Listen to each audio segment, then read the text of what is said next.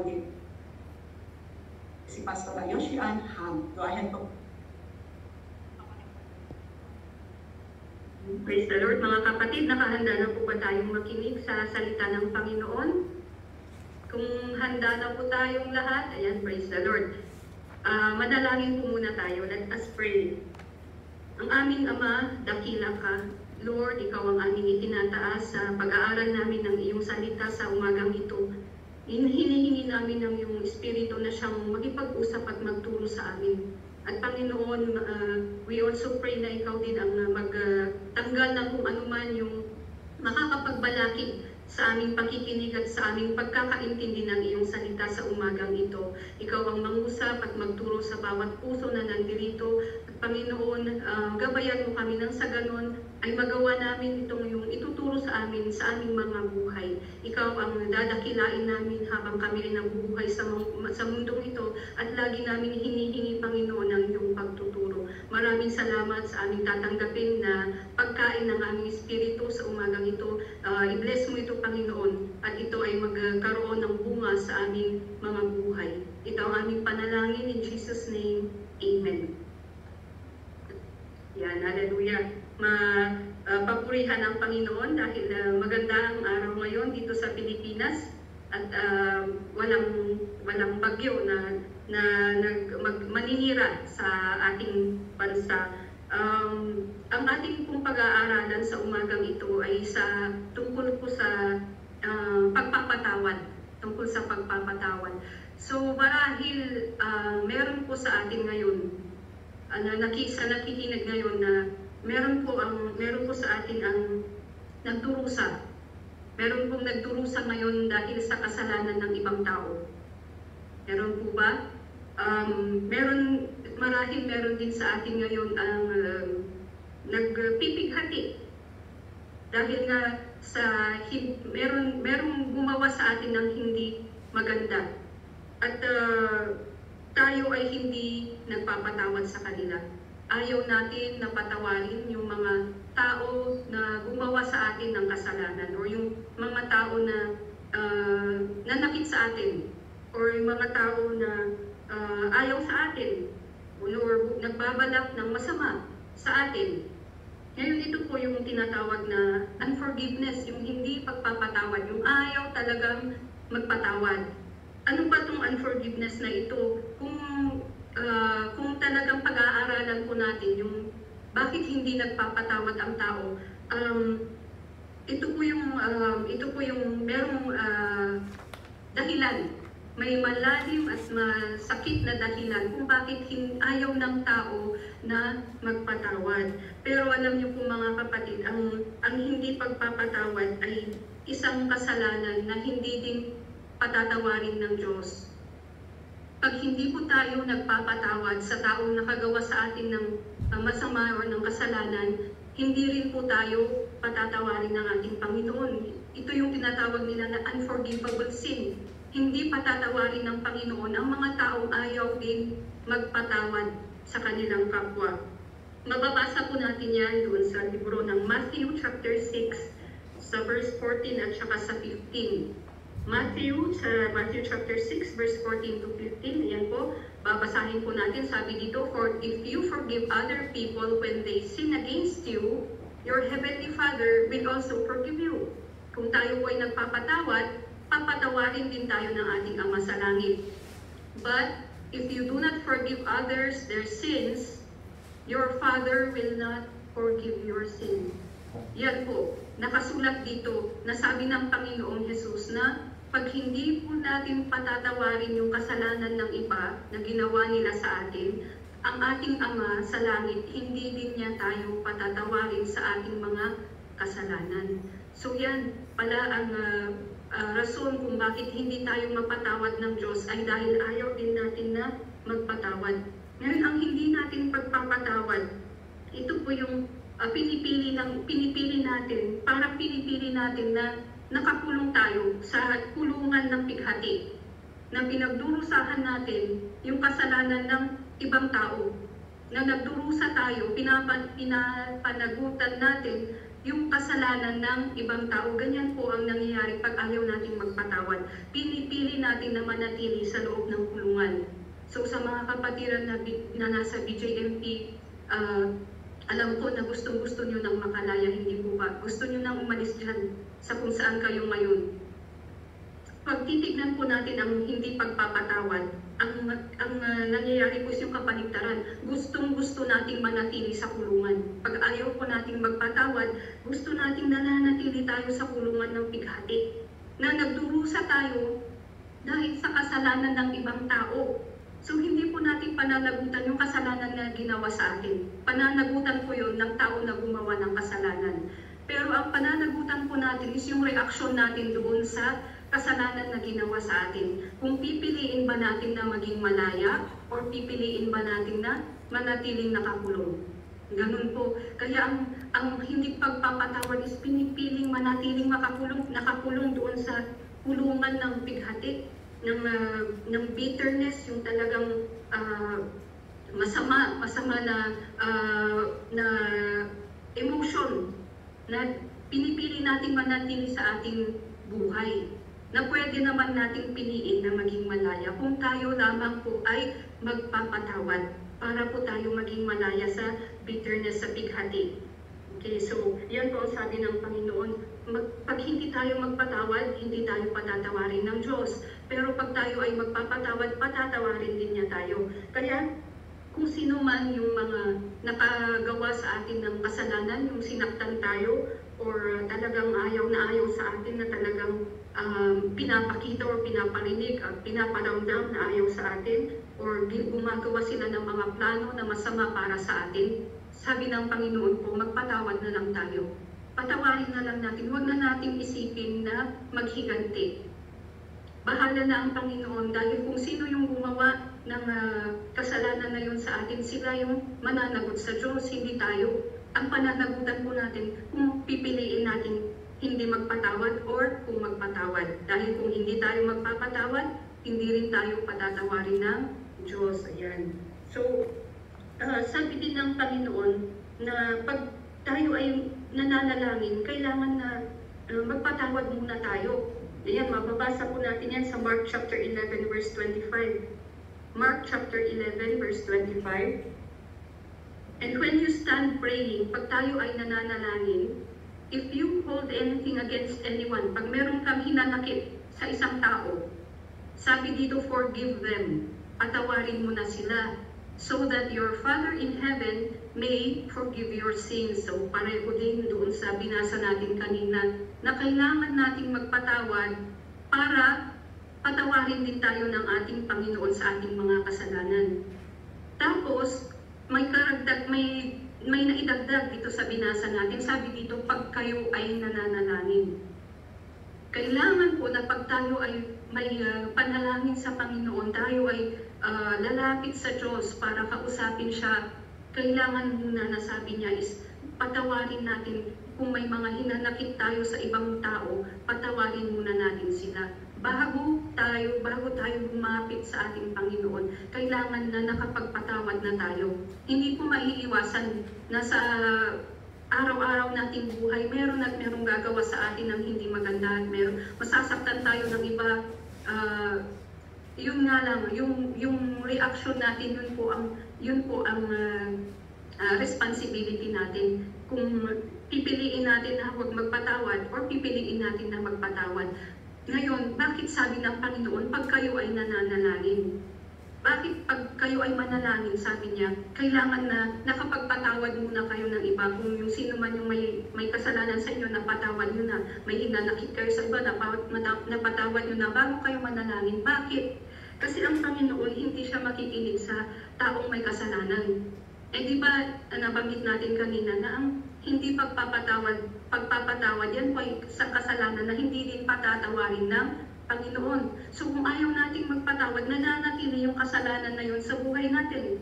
Kaya sabi ng Panginoon, bago kayo humingi, ay magpatawad muna tayo. Dahil hindi niya pakikinggan ang panalangin ng may kasalanan pa. Mababasa din natin yan sa John chapter 9 verse 31. Sinulat din ito na para pag-isipan natin kung gusto ba natin talaga na hindi magpatawad. Dahil dito sabi ng John chapter 9 verse 31, we know that God does not listen to sinners. He listens to the godly person who does His will. So sabi dito, ang pinapakinggan ng Panginoon na panalangin ay yung panalangin ng tao na gumagawa ng kalooban ng Diyos. At kalooban ng Diyos na tayo ay nagpapatawad. Yan ang kalooban ng Panginoon sa buhay ng bawat isa sa atin. Ngayon kung ayaw nating magpatawad, kinoconsider tayo ng makasalanan, sinners. At hindi pinapakinggan ng Diyos ang panalangin ng isang makasalanan. Ang pinapakinggan niya ay yung panalangin ng isang tao na ginagawa ang kalooban ng Panginoon. Ayan, mas maganda po yata sa Tagalog. Alam natin hindi pinakikinggan ng Diyos ang mga makasalanan. Pero ang sino mang may takot sa Diyos at gumagawa ng kanyang kalooban ay pinakikinggan niya. Kaya yun po sabi ng salita ng Panginoon, bago kayo manalangin, pag kayo ay may hinanakit at meron kayong hindi pa napapatawad sa inyong puso, patawarin niyo muna sila para po mapakinggan ng Panginoon yung ating panalangin. Kung ano yung ating need ay tutulog sa Kanya, papakinggan niya. Dahil wala na siyang nakikitang kasalanan sa atin. Wala na yung hindi pagpapatawad dahil nagpatawad na tayo. Ayan, so kalooban po ng Panginoon mga kapatid na tayo po ay magpatawad. Yan po ang kalooban niya. Ngayon hindi natin alam kung hanggang kailan tayo mananatili sa mundong ito. Kaya kung maaari ay agad-agad na tayong nagpapatawad. Wag na nating patagalin na ibigay yung pagpapatawad sa ibang tao. Kasi kung bigla po tayong mawalan ng hininga sa mundong ito at mamatay na tayo, hindi na po pwede. Wala nang chance. Pag namatay na tayo, wala na tayong chance na magpatawad. Ngayon po na habang buhay pa tayo, habang nandito pa tayo sa mundo, ito yung chance na binibigay sa atin ng Diyos para patawarin lahat yung mga gumawa sa atin ng kasalanan. Mula nung tayo ay bata, pagkabata natin, hanggang sa ngayon na tayo ay mga adults na. Mas matindi yung mga kasalanan na ginawa sa atin ng kabataan natin. Para yun po yung mga nakabaon talaga sa puso ng isang tao. Yung mga ginawa sa atin nung tayo ay sumuspa, mga bata pa tayo at wala tayong laban, hindi natin may pagtanggol. Yung ating mga sarili na ginawan tayo ng hindi maganda, yun yung mga parang ang hirap. Pero gaano man kahirap na gawin, ito po yung kalooban ng Panginoon na ating pinapakinggan. Ito po yung tinuturo niya sa atin. Gaano man kahirap, ay gawin natin. Dahil ito yung kanyang kalooban. At ito din ang ginawa ng ating Panginoong Jesus nung siya ay pinako na sa krus at siya ay huling sandali na niya. Yung mga time na yun na malapit na siyang mamatay. Dahil siya ay pinako sa krus, bago yan, pinahirapan pa siya, hindi po ba? Bago yan ay dinuraan siya, sinampal, kung ano yung mga ginawa sa kanya. Wala siyang kasalanan. Pero siya yung pinagbintangan lang siya. At ngayon, pinahihirapan, pinalo ng ilang ulit, pinabuhat sa kanya yung mabigat na krus. Kahit na siya ay hirap na dahil sa kanyang hirap na pinagdaanan, hindi na niya halos kayang buhatin yung krus kung saan siya ipapako, pero pinabuhat pa din sa kanya yon. Dinuraan siya, yung anak ng Diyos na dinuraan ng tao. You see, napakatindi ng paghihirap at napakatindi ng sakit na naranasan ng Panginoon nung time na yun, na kahit sino man sa atin, hindi po ba, na pag tayo ay sasaktan, paghihirapan, pagbibintangan, pagtatawanan, dudurhan, hindi po ba't napakasakit yun sa kalooban? Pero alam niyo ang ginawa po ng Panginoong Jesus na mababasa po natin doon sa Luke chapter 23 verse 34. Sabi po ng Panginoong Jesus dito, sabi niya, Jesus said, Father, forgive them, for they do not know what they are doing. And they divided up his clothes by casting lots. So tingnan natin dito na sabi ng Panginoong Jesus, Ama, patawarin mo sila dahil hindi nila alam ang kanilang ginagawa.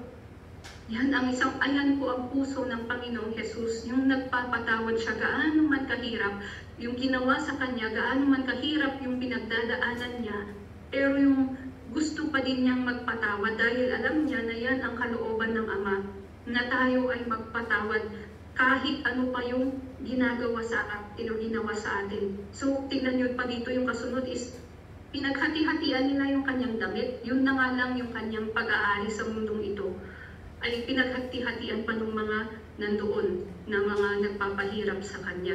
Pero ang puso ng Panginoong Jesus ay isang pusong nagpapatawad. Nagpapatawad, na iintindihan niya, na sabi niya sa Ama, hindi nila alam yung kanilang ginagawa.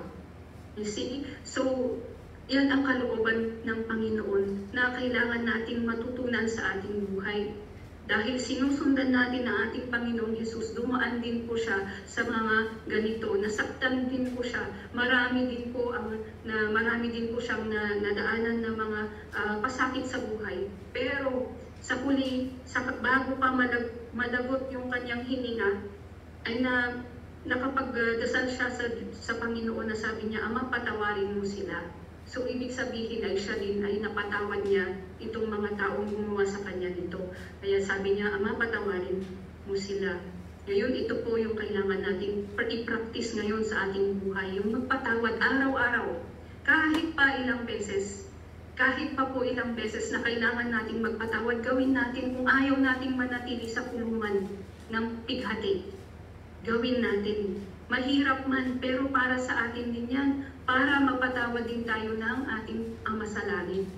Kailangan natin po gawin. Ngayon, kung meron po tayong mga ipapa-remind ang Panginoon, ipapaalala ng Panginoon sa atin na mga nangyari sa buhay natin na kung saan hindi pa natin napapatawad yung mga taong gumawa sa atin ng mga yun. Ngayon po, sundin natin ang salita ng Diyos, gawin natin ang kalooban niya na magpatawad po tayo. Gawin po natin, mahirap man, pero sabi ng Panginoong Jesus, pag nakaya niyang gawin, magagawa din natin. Yan ang sabi niya. Nagawa niyang magpatawad, kaya tinuturuan din niya tayo na magpatawad din tayo. Para hindi din po natin ma-miss yung chance na makapunta sa presensya ng Diyos at kausapin siya at magdasal sa Kanya. Okay? So, yan po ang buhay ng ating Panginoong Jesus na kailangan po natin gawin sa ating sariling mga buhay din. Nagpapatawad at ginagawa ang kalooban ng Ama. And bilang panghuli po nating Bible verse, basahin po natin sa Colossians chapter 3, verse 13. So dito nakasulat po sa Colossians chapter 3, verse 13, bear with each other, sabi dito. Intindihin natin ang bawat isa, or maging mapasensya tayo sa bawat isa. And forgive one another. Yan. Patawarin natin ang bawat isa. If any of you has a grievance against someone, pag merong gumawa ng kasalanan sa atin at tayo ay masama yung feeling natin na parang nasaktan tayo at nasaktan tayo ng ibang tao, sabi dito magpatawad. Forgive one another. Forgive as the Lord forgave you. Yan po sabi dito. Kung paano po tayo pinatawad ng ating Diyos, magpatawad din tayo. So kung ano man yung mga kasalanan natin na hiningi natin ng kapatawaran sa ating Panginoon, di ba mahil yung iba is talagang napakatinding kasalanan na parang hindi nakarapat dapat patawarin. Pero ang Panginoon nagpapatawad. Kaya sabi niya, magpatawad kayo kagaya ng pagpapatawad ng Panginoon sa inyo. Gaano man po tayo nasaktan, gaano man po tayo nahirapan, gaano man tayo nag-suffer dahil sa kasalanan na ginawa ng iba sa atin, ang salita po ng Panginoon ay patuloy na hindi po yan nagbabago. Kaya ang sabi ng salita ng Panginoon, magpatawad. Magpatawad po tayo mga kapatid, nang sa gayon po makalaya tayo. makalaya po tayo sa kulungan ng pighati at nang sa gayon po ay magawa natin kung ano yung kalooban ng ating Ama sa langit. Amen? So hindi po natin patatagalin na dahil yun nga po, hindi natin alam kung hanggang kailan tayo. Ngayon na po, pag ipapaalala ng Diyos sa atin, huhugutin yan sa pinakailalim ng ating puso at maaalala ulit natin at mararamdaman ulit natin yung sakit na naramdaman natin nung ito ay ginawa sa atin. Ngayon alam po natin na nasa atin yung choice kung magpapatawad or hindi. At ngayon na napag-aralan natin ang salita ng Panginoon, ang sabi ng Diyos is magpatawad. So yun po ang ating gagawin. Yun po yung pag may mga times na naaalala natin ito, ibig sabihin at nararamdaman pa din natin yung sakit, ibig sabihin po hindi pa po tayo nakakapagpatawad na talaga. Kung naaalala natin yung mga ginawa sa atin at yung sakit bumabalik pa din, ibig sabihin hindi pa natin napapatawad yung tao na gumawa ng sa atin. Pero pag naaalala natin yung mga nangyari sa atin noon, pero wala na yung sakit, kundi yung pasasalamat na lang sa Panginoon na kahit na dumaan tayo sa ganong hirap, ganong sakit na ay salamat pa din Lord dahil naituwid mo kung ano yung dapat kong gawin. Kung ganun po, ibig sabihin nakapagpatawad na tayo. Kaya yun po ang ating i-assess sa ating mga buhay dahil ayaw po natin na ma-miss yung chance na makapunta sa langit at makasama ang ating Panginoong Jesus kung tayo ay mawala na sa mundong ito. Kaya magpatawad po tayo. Okay, so let us all pray. Manalangin po tayo mga kapatid. Our Heavenly Father, ang aming Ama na nasa langit, maraming salamat po sa iyong mga salita na aming napakinggan. Maraming salamat sa iyong pagtuturo. At Panginoong Jesus, maraming salamat sa ehemplo na iyong ginawa na ikaw ay nagpatawad. Kaya tinuturuan mo kami na kami din ay dapat nagpapatawad sa mga kasalanan ng iba na ginawa nila sa amin. Lord, maraming salamat dahil ayaw mo kami na patuloy na nakakulong sa isang kulungang punong-puno ng pighati. Gusto mo kami na maging malaya dahil ikaw ang nagbibigay ng kalayaan sa bawat tao na sumusunod sa iyong kalooban. Maraming salamat sa inyong mga salita. Hinihingi namin, Panginoon, na patuloy mo na kausapin ang bawat isa sa amin. At ungkatin mo anuman yung mga kasalanan na ginawa sa amin at hindi pa namin napapatawad. Lord, tulungan mo kami nang sa ganon, Panginoon, ay makapagpatawad kami. At nang sa ganon ay patawarin din kami ng Ama sa langit. Ikaw, Panginoon, ang patuloy na mangusap. And pray, Father, for every one of us to really listen, to talagang makinig at mag-obey sa iyong salita. Ito ang aming panalangin. In Jesus' name, Amen.